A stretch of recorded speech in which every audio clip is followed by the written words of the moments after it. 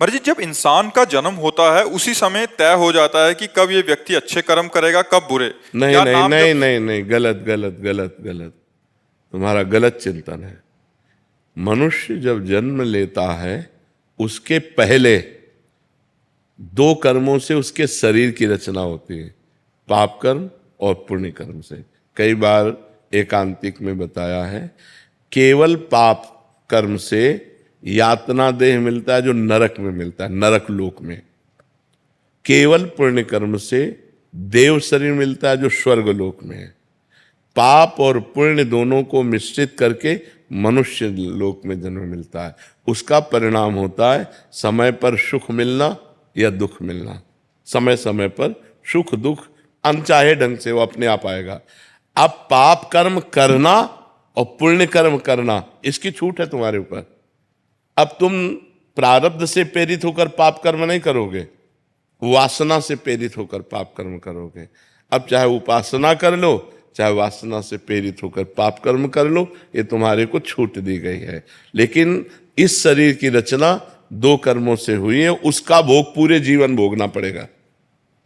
जैसे हम उपासना कर रहे हैं लेकिन हमारा कोई कर्म बिगड़ा रहा तो दोनों किडनी फेल है। तो अब ये शरीर का कर्म है। पूर्व जन्म के शरीर में जो हमने पाप कर्म किए उससे इस शरीर का निर्माण हुआ, और इस शरीर के माता के गर्भ से ही किडनी में दोष था, वो जो पॉलिसिस्ट किडनी कहते हैं वो। ऐसे तो समझ पा रहे हैं आप ना। हमें कर्म करने के लिए स्वतंत्रता है। हम पाप कर्म कर सकते हैं या पुण्य कर्म कर सकते हैं। वो प्रारब्ध से नहीं प्रेरित है, वो पहले से निश्चय नहीं है। पहले से निश्चय सुख और दुख, पाप का फल दुख और पुण्य का फल सुख। आप समझ रहे? नहीं तो जैसे पाप का फल दुख है तो वर्तमान में पाप कर रहा है लेकिन वो सुखी है, क्योंकि उसके पूर्व पुण्य का फल उसको मिल रहा है। वर्तमान में कोई पुण्यात्मा धर्मात्मा है लेकिन वो दुख भोग रहा है, क्योंकि उसके पूर्व के पाप का फल उसे भोगने को मिल रहा है। समझ पा रहे हैं आप? महाराज जी, इनका था कि नाम जब से भाग्य में लिखे बुरे कर्म टल सकते हैं। हाँ बिल्कुल टल सकते हैं। अगर हम पर उसका हिसाब है, अगर 1 किलो हमारा पाप कर्म है, उदाहरण में बता रहे हैं, और 25 ग्राम हमारा नाम जप है, तो क्या होगा? कुछ नहीं हो पाएगा।